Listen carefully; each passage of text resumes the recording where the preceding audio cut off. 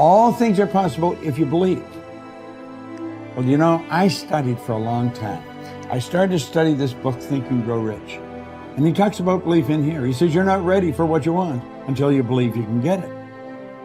I found that the only two sources of reference we could go to find out anything about ourselves is science and religion. They all say you've got to believe.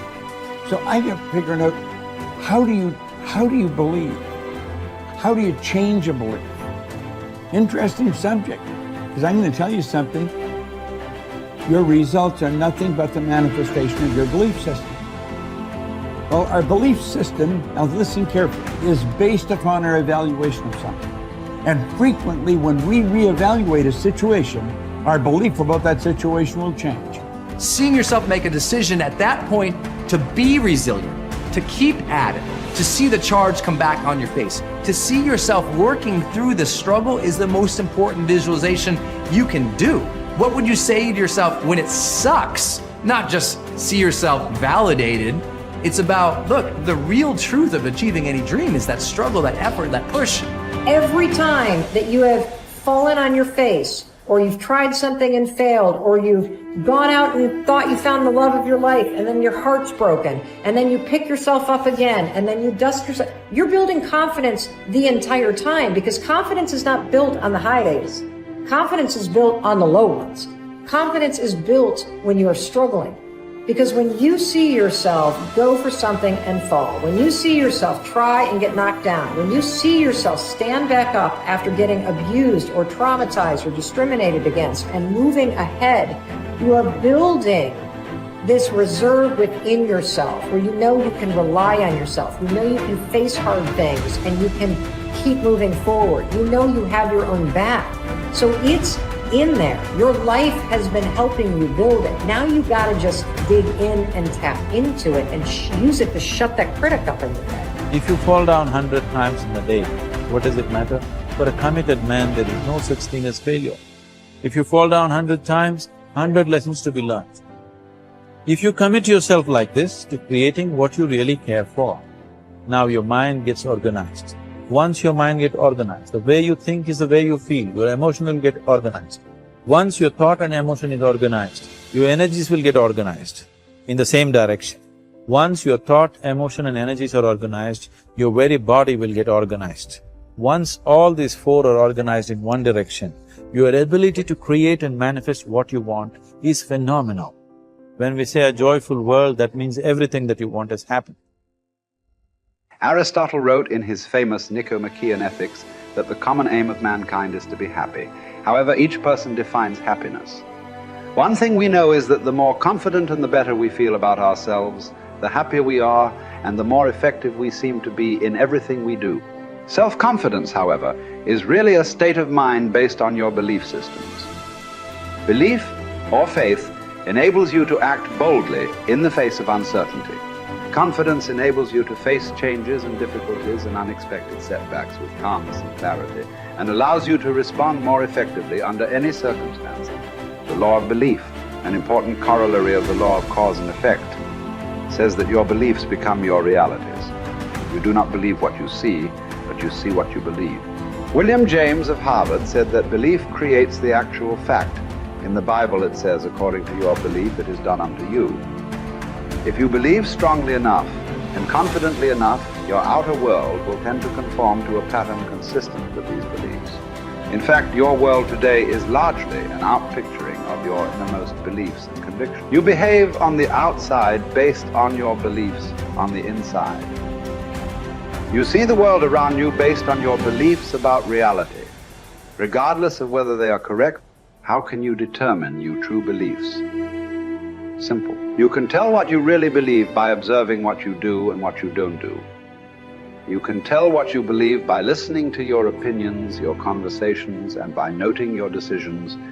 When you truly believe yourself to be an exceptional human being, possessed of remarkable capabilities, you will walk and talk and act that way, and your inner convictions will become your outer realities. As the Bible says, all things are possible to him that believeth. The law of incremental improvement is your key to an unlimited future of success, prosperity, and self-confidence. It doesn't matter where you are starting from. All that matters is where you are going. As Theodore Roosevelt said, do what you can with what you have, where you are. By applying the law of incremental improvement to yourself and your work, you can begin moving upward toward joining the great ones in your field. If you are doing what you love to do, and you are doing it with all your heart, by engaging in continuous personal and professional improvement, you can begin to move forward at such a rapid rate that it will astonish you. There is one small problem that you need to deal with before you become one of the best in your field. Most of us grow up with feelings of inferiority and inadequacy. Because of low self-esteem and selling ourselves short, many of us never even think about becoming excellent at our work.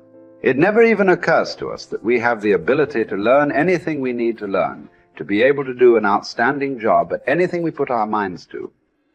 The fact is that, generally speaking, you have the capability to excel at anything that is really important to you. If anyone else has achieved a high level of competence in your field, then so can you. All you have to do is to do the same things over and over until sooner or later you get the same results that they have. I stopped wasting time.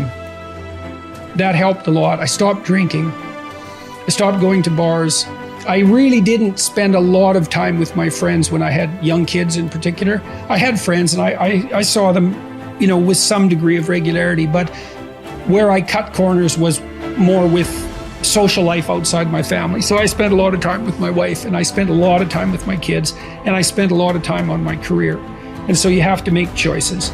And I think those were reasonable choices. I'm not displeased with them. Don't abandon your friendships, but you can certainly look at where you're wasting time and just stop doing things that you know to be a waste of time. So, and I did. And so I had enough room for my marriage, and I had enough room for my kids, and I had enough room for my career, and sort of a multi-dimensional career. And it was always a challenge to me too, to see how efficient I could get. I concentrated on my marriage and making time for it.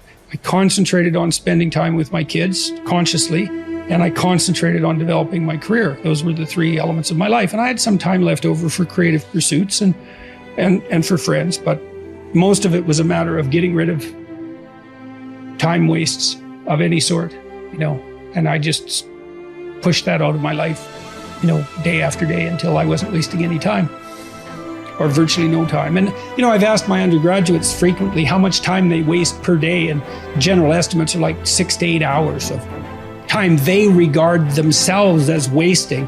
Like, that's a whole career right there, right? So if you just stop wasting time, you can do a tremendous amount, especially if you also try to maximize efficiency. And I always found that incredibly motivating. A motivating game. How much can I do in the least amount of time possible? That's fun to try to do that, as far as I'm concerned. I know, that's maybe undoubtedly a temperamental thing, but if you're wired that way, that's a great meta strategy. Become efficient. Results is the name of the game. What other game is there? And I'm telling you, if you'll start with that, it's called the process of life change, and it doesn't matter how small the process is to start.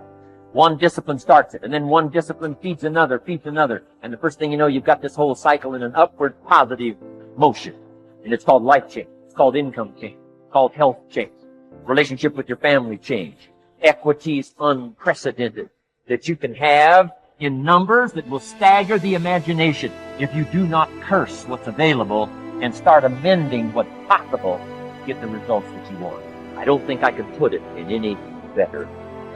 He said, it's not what happens that determines the major part of your future. It's not what happens. What happens to us all. He said the key is what you do about it. It's not what happens, it's what you do. And he said if you will start that process of change, do something different the next 90 days than you did the last 90 days, like picking up the books to read. Do something different, like the new health disciplines, relationship with your family, whatever it is, doesn't matter how small it is. If you'll start doing different things with the same circumstances, since we cannot change the circumstances, but we can change ourselves. We can change what we do.